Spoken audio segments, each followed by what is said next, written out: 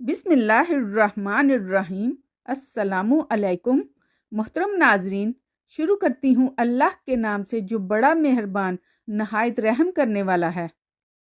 حضرت سعد بن ابی وقاص رضی اللہ تعالی عنہ فرماتے ہیں کہ حضرت عمر فاروق رضی اللہ تعالی عنہ نے حضور صلی اللہ علیہ وسلم سے اندر آنے کی اجازت طلب کی، اور اس وقت آپ صلی اللہ علیہ وسلم کے پاس قریش کی کچھ عورتیں خوب اونچی آواز سے گفتگو کر رہی تھیں۔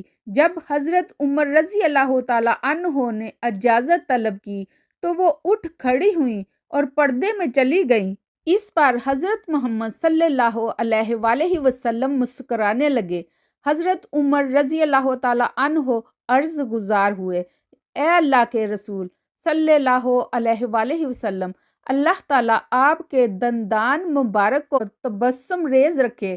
حضرت محمد صلی اللہ علیہ وسلم نے فرمایا، میں ان عورتوں پر حیران ہوں جو میرے پاس تھیں کہ جب انہوں نے تمہاری آواز سنی تو پردے میں چھپ گئیں۔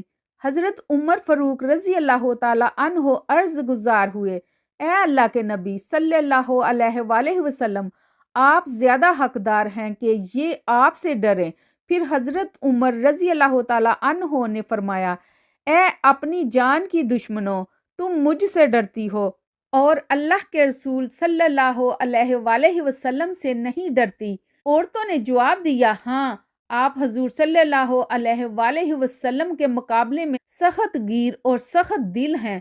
پھر حضور صلی اللہ علیہ وسلم نے فرمایا، اے عمر، اس بات کو چھوڑو، قسم ہے اس ذات کی جس کے قبضہ میں میری جان ہے، جب شیطان تمہیں کسی راستے پر چلتے ہوئے دیکھتا ہے تو تمہارے راستے کو چھوڑ کر دوسرا راستہ اختیار کر لیتا ہے۔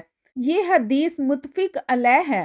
اسی طرح حضرت بریدہ رضی اللہ تعالی عنہا فرماتی ہیں کہ حضور صلی اللہ علیہ وسلم ایک مرتبہ کسی جہاد سے واپس تشریف لائے تھے تو ایک سیاہ فام باندی حاضر ہوئی اور عرض کیا، اے اللہ کے نبی صلی اللہ علیہ وسلم، میں نے نظر مانی تھی کہ اگر اللہ تعالیٰ آپ صلی اللہ علیہ وسلم کو صحیح سلامت واپس لائے تو میں آپ صلی اللہ علیہ وسلم کے سامنے دف بجاؤں گی اور گانا گاؤں گی۔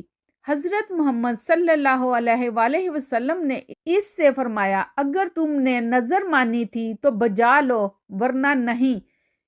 اس نے دف بجانا شروع کیا تو حضرت ابو بکر صدیق رضی اللہ تعالی عنہ آگے، وہ بجاتی رہی۔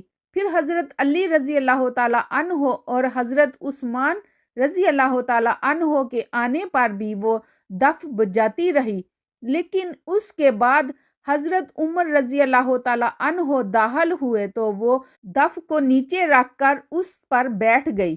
آپ صلی اللہ علیہ وسلم نے فرمایا، اے عمر، تم سے شیطان بھی ڈرتا ہے، کیونکہ میں موجود تھا اور یہ دف بجا رہی تھی۔ پھر ابو بکر، علی اور عثمان رضی اللہ تعالی عنہما یکے بعد دیگرے آئے، تب بھی یہ بجاتی رہی، لیکن جب تم آئے تو اس نے دف بجانا بند کر دیا۔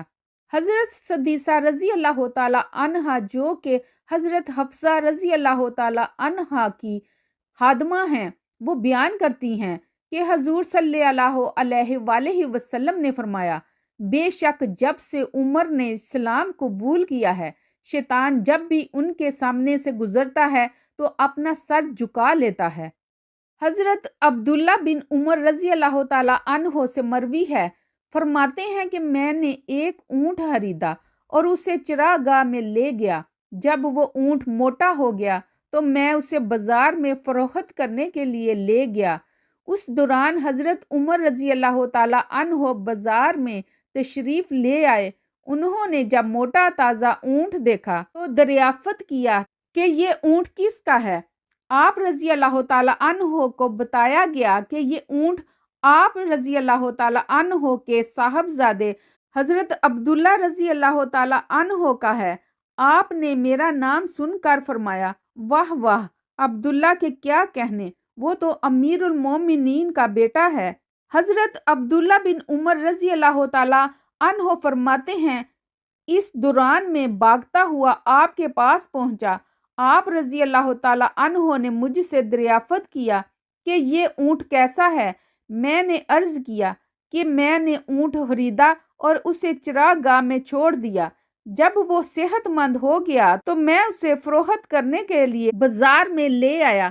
حضرت عمر فاروق رضی اللہ تعالیٰ عنہ نے فرمایا، تم نے اونٹ کو چراگاہ میں چھوڑ دیا اور لوگوں نے اس ڈر سے اس کا خیال رکھا کہ یہ امیر المومنین کے بیٹے کا اونٹ ہے، اس کا خیال رکھو۔ اب تم اس اونٹ کو فروخت کرنے کے بعد اپنی اصل رقم خود رکھو اور باقی رقم بیت المال میں جمع کرواؤ۔